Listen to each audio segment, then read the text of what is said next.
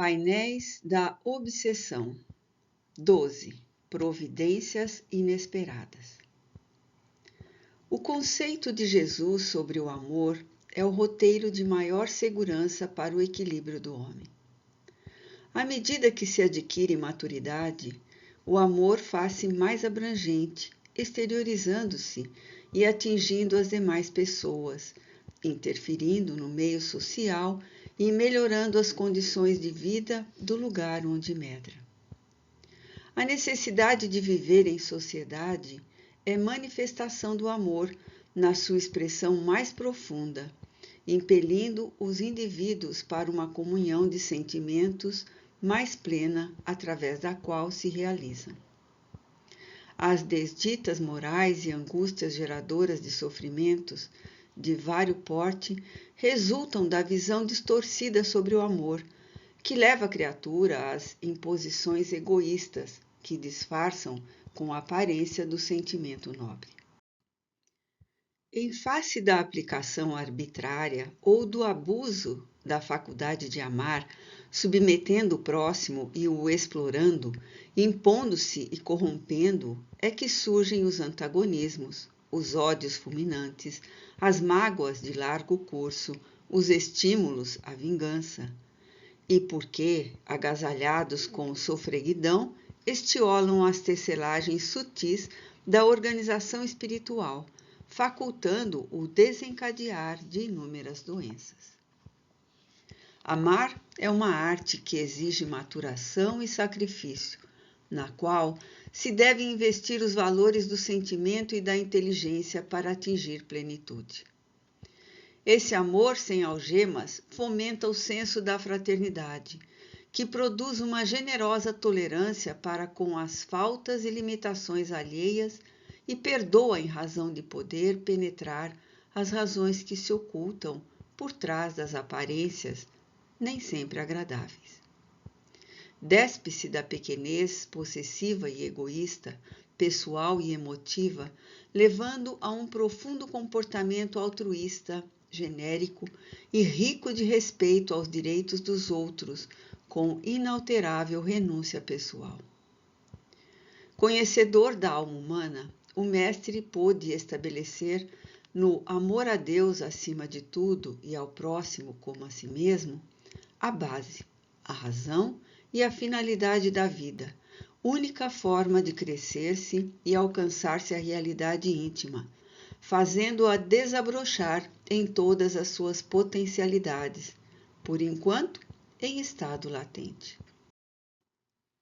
Informado da hora em que nos deveríamos reunir para um atendimento especial a Valtércio, procuramos comparecer minutos antes, estimulado pelo interesse fraternal de auxiliar o enfermo, como pela necessidade de aprofundar estudos e observações valiosos.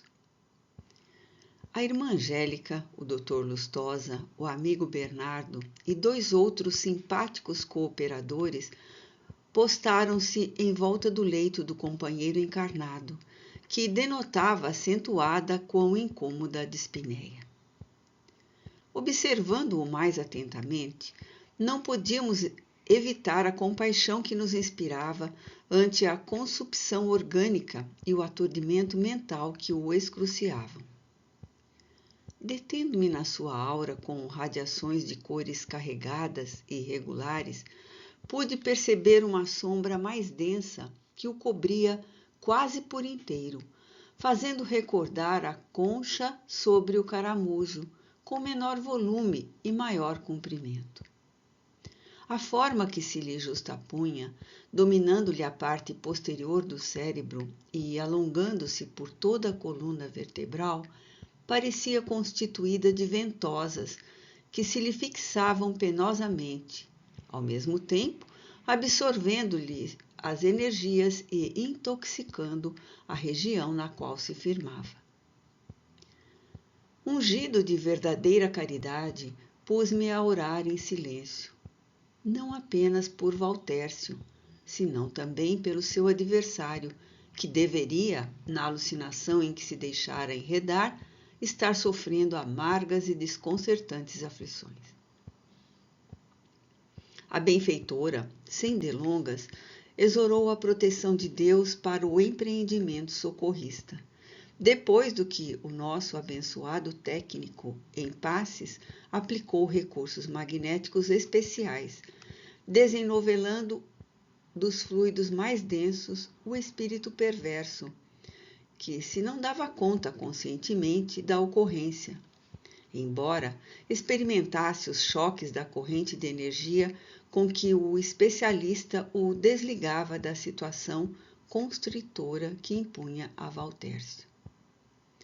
Não o liberou, porém, totalmente, deixando que permanecesse certa imantação perispiritual com o enfermo, que foi, a seu turno, semi-desligado da forma física, a fim de serem conduzidos, sob sono profundo, à colônia espiritual, onde o carinho do venerando Weber contribuiria para o cometimento da caridade. Minutos depois, nos encontrávamos em agradável recinto, recepcionados pelo diretor da comunidade, que nos aguardava otimista.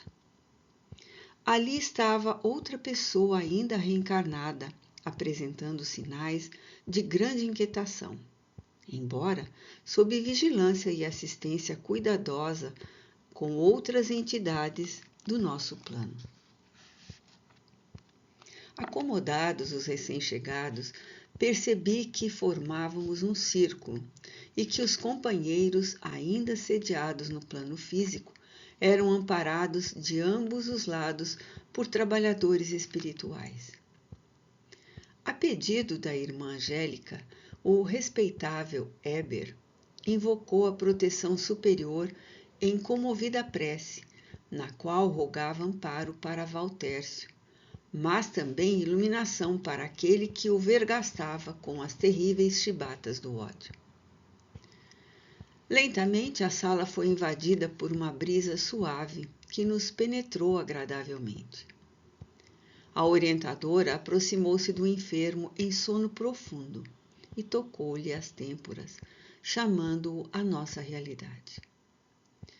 A sua voz, mansa e clara, fazia-se portadora de grande magnetismo que, de imediato, despertou-o. Demonstrando o desconforto respiratório que a doença lhe causava, Valtércio emocionou-se, acreditando viver um sonho em face das várias presenças que de pronto identificou. Tranquiliza-te, amigo, falou afetuosa, e procura assimilar o que ouças e vejas. Este é um momento de grande relevo na tua vida, por mercê da magnanimidade de Deus. As tuas orações foram ouvidas, e aqui estão sendo tomadas as providências próprias, conforme a urgência e gravidade do teu problema. O enfermo ouviu-a, tocado pela emoção que não conseguia controlar. Assim mesmo indagou: onde me encontro? Quem sois, alma bem-aventurada? Estás entre amigos, redarguiu-lhe prestativa, que nos reunimos para estudar e melhorar o quadro das tuas aflições. Sou apenas tua irmã e a bem-aventurança é a meta não lograda que aspiramos ao longo do tempo. Cala agora as interrogações e ora em pensamento contrito. Percebi que a entidade que se acoplava ao corpo e que fora trazida emaranhava os seus fluidos na exteriorização perispiritual de Valtércio, como se fora um apêndice desagradável que o corpo sutil arrastava. Recordei-me dos casos de chipofagia com as suas expressões teratológicas e não pude negar que me encontrava diante de um fenômeno equivalente no campo espiritual, apesar das características próprias de que se revestia. Imaginei a ocorrência da reencarnação e deduzi que esta se faria, em casos desses, através do inevitável acidente genético que está a desafiar os estudiosos interessados. Não havia, porém, tempo para análises, porquanto, nesse momento, Bernardo intentava deslindar as fixações do Vingador de sobre os centros de força vital do paciente. Vi que o perturbador, à medida que se deslocava do campo em que se alojava, passou a debater-se e, lúcido, imprecava a justiça e afirmava a necessidade do esforço. Os fluidos absorvidos deixaram-no com dificuldade de ação, embora a mente fixada nos objetivos infelizes que teimava por declarar. Vingar-me-ei sem piedade, desafogava com o ricto de crueldade. Hei de debilitar o infeliz, tomando-lhe as energias até que tombe e, atado a mim, eu prossiga na minha cobrança que espero não tenha fim. Outras ameaças se sucediam entre impropérios e recriminações que não eram contestadas. Percebendo-se notado por Valtércio que não pôde ocultar a surpresa ante o aspecto feroz do adversário e porque ainda na mesma carregada psicosfera assumiu uma atitude agressiva, qual se desejasse estrangular a vítima atoleimada. A mentora, que acompanhava, compreensiva, o desenrolar dos acontecimentos, sem qualquer precipitação ou violência, interveio com a mesma doçura na voz repassada de energia. Senta-te e acalma-te. Como se tocado pelo vigor da luminosidade dos seus olhos ou a vibração que se exteriorizava de sua palavra de comando, o indigitado cobrador arriou, literalmente na cadeira, ao corpo do seu suposto antagonista, que se ressentia da ameaça ouvida.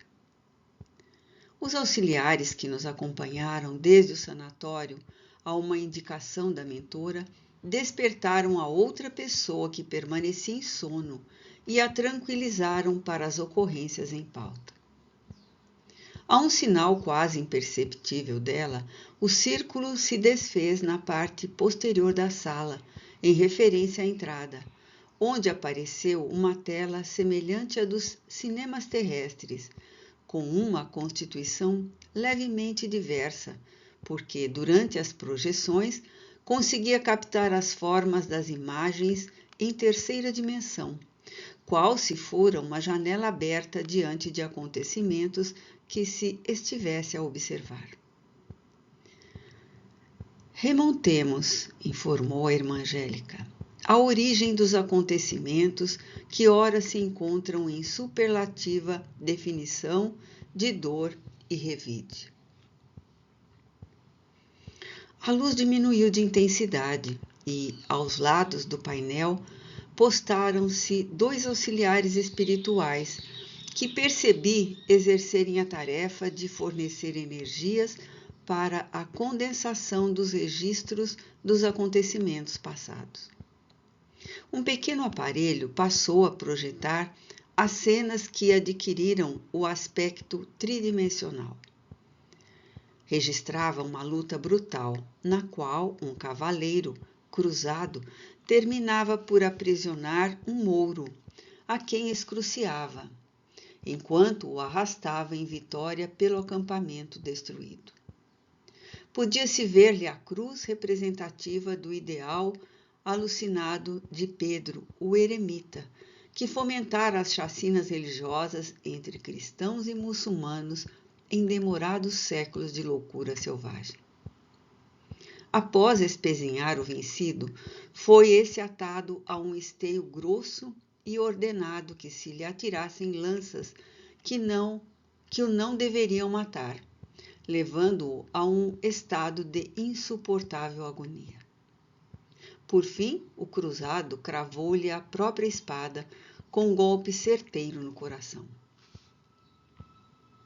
Não havia dúvida quanto à identidade dos litigantes, ali ressuscitados nos irmãos inditosos. A seguir, desapareceram as imagens para surgir um novo campo de ação, no qual um nobre, raptou jovem mulher que conduziu ao seu castelo sob os inúteis protestos da vítima, que seria utilizada no jogo das paixões primitivas do senhor das terras onde vivia sua família. Via-se, em continuação, um homem amadurecido, trucidado pelo sofrimento e pelo rancor, que se ajoelhava numa audiência pública ante o expropriador da vida da sua filha e suplicava-lhe por piedade a devolução da moça. Escarnecido e considerado caluniador, era jogado a um cárcere imundo após chibateado, onde desencarnou à míngua de qualquer comiseração. Novamente se defrontam os antagonistas. O cruzado renascido volta a esmagar o mouro reencarnado, surgindo a personagem feminina no intrincado da tragédia. Durante a projeção, ouvia-se os impropérios do perseguidor, o choro convulsivo de Valtércio e os angustiantes lamentos da senhora presente à reunião. Surgiu um novo cenário, mas as personagens são as mesmas. Um rico negociante lusitano na cidade do Rio de Janeiro, por ocasião da metade do século passado, está sendo vilmente assassinado por um seu empregado de confiança e a esposa, que acicata o marido para exigir do moribundo que lhes experimenta um garrote com cordas vigorosas. Após amarrá-lo a um mourão da casa comercial, o lugar onde guarda moedas, cédulas e valores, não conseguindo o objetivo, porque ele morreu antes de confessar. Agora, os algozes são os anteriormente, pai e filha, num desforço de ódio, cujas causas ignoram, mas que sentem como razão da própria vida infeliz de amargura e pobreza ante o homem ditoso, odiado. Novamente se diluem as cenas para darem curso novo aos acontecimentos. O ambiente é de pobreza e vê-se Valtércio, moço, de constituição física débil, no entanto, com disposição de crescimento, desejoso de conquistar a vida, qual se estivesse comprometido com um programa de elevação interior e de bondade. Um ar nostálgico entristece-lhe a face pálida. Deve contar 25 anos. É tecelão de uma indústria têxtil em São Paulo, residindo na vila da própria companhia que serve. Órfão é o amparo de uma senhora idosa, sua avó materna, que por ele se desvela e o induz com persistente orientação à prática do bem, à vivência das virtudes cristãs. Apesar de desejar alcançar esses títulos de enobrecimento, ele se sente vazio interiormente, aturdido por lembranças penosas que não se delineiam com maior vigor nas telas mentais. Subitamente toma forma a presença da moça raptada, em nova indumentária, que fascina Valtércio, não sendo o sentimento, porém, de imediato correspondido. A insistência deste na sucessão dos meses, Amanda, jovem e magoada com a vida, resolve aceitá-lo, sem contudo o amar, a fim de evadir-se da situação penosa em que se encontra. Consorciam-se e passam a viver em relativa felicidade. Quase 2 anos depois, Amanda anuncia ao marido que padecia a insana perseguição psíquica de sua antiga vítima, a gestação. Ante a notícia que o choca, ele deixa-se possuir por estranho horror pela esposa e o filho que se desenvolve na câmara uterina, sem conseguir dominar os sentimentos de desprezo e rancor por ambos. Sofrendo os transtornos das velhas fixações, induz a esposa ao abortamento, sob a alegação de dificuldades financeiras. Amanda recusa-se e ele insta, terminando por conduzi-la a um exame com uma abortadeira, que lhe fez uma curetagem, atingindo propositalmente a placenta, advindo a morte do feto. Compreendendo o crime de que fora vítima, Amanda jurou vingança. Abandonando o marido, logo se refez e entregando-se pela revolta a dissipações sexuais, caindo em deplorável situação. Ela identificava psiquicamente o ser que se preparava para voltar e queria-o. A invigilância e crueldade de Valtércio respondiam agora pelo crime do abortamento e pelo desequilíbrio da atormentada mulher. Amargurado sob os camartelos do remorso e da solidão, a avó desencarnara 1 ano antes. Deixou-se consumir pela rebeldia íntima, volvendo a receber o sítio mental por parte de Núbio, que, reencarnado, teria a oportunidade de redenção, mas agora o conduzindo a princípio no desconforto da obsessão simples e depois da subjugação mental e física que lhe abriu o campo orgânico para que se instalasse voluptuosa a tuberculose pulmonar. Foi encerrada a projeção e a claridade ambiente retornou, encontrando-nos com variada reação emocional. Amanda ali estava, escalavrada pelas desditas que abraçara na revolta em que se deixara enlear. Chorava, entremeando o pranto com exclamações lancinantes de arrependimento e mágoa. Valtércio, por sua vez, tremia e soluçava no desconforto moral e físico, sem revolta ou desespero, enquanto Núbio se arrogava créditos pelos sofrimentos sucessivos na condição de vítima em que contínuos tentames de refazimento da vida. A irmã Angélica impôs silêncio com a sua autoridade moral e explicou. Aqui estamos para traçar roteiros para a felicidade futura. Da mesma forma que o passado é uma sombra carregada, ocultando desditas e impiedades, o futuro é poderosa luz a diluir todas as edificações da perversidade e da insânia, que medram e se desenvolvem nos labirintos da ignorância e da ilusão. Todos sois vítimas de vós próprios, que revidais mal por mal, cobrando mágoa com nova mágoa, sem terdes aproveitado a dor como geradora de bênçãos e o infortúnio como escoadouro de mazelas e imperfeições. Soa-vos o clarim anunciador da paz, da libertação de vós próprios. Valtércio, sob o estrugir de 1000 dores, sufocado pelos sentimentos que o têm atormentado, alquebrado e quase vencido por Núbio e pela enfermidade que o devora, encontrou no leito de abandono o que foi relegado, o conforto da prece, a esperança de recuperação espiritual, graças a uma alma dedicada que o visitava, derramando na sua noite íntima a luz da fé espírita.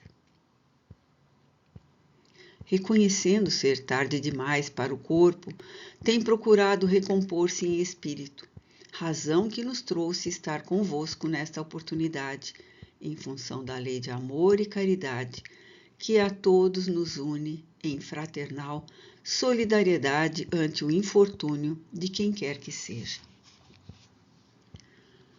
Não desconhecemos as defecções do amigo, todavia não ignoramos a soberba e a impiedade do chefe Mouro, que a muitos inimigos ceifara a vida sob a cegueira do fanatismo religioso e o sentimento nacional de pátria que extrapolava da dignidade e razão de criatura humana. Eis porque caiu em mãos não menos impiedosas. Posteriormente, na bênção da servidão, que lhe deveria aprimorar valores e libertá-lo do orgulho, cultivou o ódio ao adversário. E quando perdeu a filha, enlouquecendo, enfrentou o inimigo com a arma vã da imprudência, estourando de rancor. Tão logo pôde, na sucessão do tempo, assassinou o seu adversário com a mesma covardia que assinalava o outro. Onde o direito de pedir justiça? Qual o privilégio de fazê-la com as próprias mãos? Amanda, vencida pela astúcia do marido, desforça-se dele, arrojando-se na decomposição moral que mais lhe agravou a situação. Quando ireis parar na corrida tresvariada a que vos entregais? A vida não é serventuária de paixões mesquinhas, nem campo de contínuo barbarismo a soldo dos impositivos egoísticos de cada criatura. Tende tento, ouvi e meditai. O Senhor escutou as preces de arrependimento de Valtércio e se apieda de todos. É tempo de recomeçardes. A vida não tem limite na sua extensão, e o seu objetivo é a felicidade de todos que nela nos encontramos, arrastados pelas correntes dos acontecimentos que desencadeamos através dos nossos pensamentos, palavras e ações. Valtércio é devedor e não fugirá à ação reparadora que se desenvolverá segundo as leis e não conforme a lei de Núbio, geradora de novas futuras desgraças. Da mesma forma, Amanda e Núbio se encontram incursos em lamentáveis atentados à justiça e que serão chamados a recompor. Hoje serão traçados novos rumos sob as bênçãos da esperança e a oportunidade que o tempo vos descerrará. Confiai. O clima mental dos participantes da reunião modificou-se e as personagens, tocadas pelas profundas considerações esclarecedoras ouvidas, asserenaram-se em expectativa. Também nós permanecemos aguardando as decisões que seriam apresentadas. O diretor Eber, que se mantinha em discrição, utilizou do ensejo para concluir as informações, aclarando.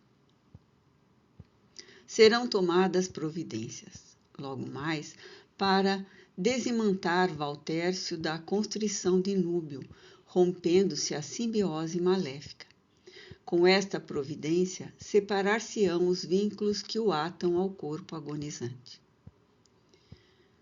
Levantou-se uma dama idosa presente que acariciou o enfermo, na qual ele e nós reconhecemos a vozinha dedicada que o aguardava com júbilo. Os dois se abraçaram comovidos, enquanto o benfeitor prosseguiu. Com o desligamento de Núbio, que aqui ficará para tratamento, serão providenciados recursos para que se reencarne através de Amanda, que será recambiada de volta para cá, quando a adolescência der os seus primeiros sinais no filho querido. Nos futuros dias do tempo, volverão ao proscênio das lutas, ela e Valtércio, como irmãos na consanguinidade, sob a progenie de Núbio, que lhe abrirá os braços, permitindo que o amor resolva o que o ódio complicou. Valtércio apareceu assustado ante o prognóstico da desencarnação. A irmã Angélica aproximou-se e consolou-o, afirmando: o teu corpo é roupagem gasta em transformação. Já preencheu a finalidade para a qual foi gerado. Justo que liberte o espírito que lhe sofre o comprometimento e o desgaste. A vida é imortal, conforme às vezes aqui desenrolar. Estaremos juntos e a vozinha velará, como no passado, pela tua renovação e paz. Amanda, tocada pelo que ouvira, pediu permissão para falar ao marido e, sendo conduzida até ele, rogou-lhe perdão com sincero arrependimento. Abraçaram-se com protestos de futura compreensão mútua e desejo real de purificação. Núbio permanecia arrogante, apesar de contido por Bernardo, vigilante, que, atendendo à indicação do diretor Eber, passou a aplicar recursos espirituais e vigorosa energia nos centros de vida de Valtércio, o que produzia em ambos os espíritos sensações muito especiais. Tombando adormecido graças à terapia que lhe foi aplicada, Núbio foi conduzido ao interior do núcleo que nos abrigava. A irmã Angélica orou, encerrando a reunião, e o grupo se desfez, sendo conduzidos Amanda e Valtércio à esfera física. Chegando ao sanatório, encontramos o corpo do amigo em agonia. Atraído o espírito à câmara carnal, acompanhamos os seus estertores até o momento, horas mais tarde, em que Bernardo e a irmã Angélica o desprenderam do invólucro material, ocorrendo a sua desencarnação. Carinhosamente recebido pela avó, em estado de sono inquieto, foi reconduzido ao abrigo, onde se alojaria sob a assistência do nobre mentor Eber. Surpreendido com o desenrolar dos acontecimentos, entregamo-nos à meditação, aguardando o ensejo de um diálogo com o Dr. Arnaldo Lustosa.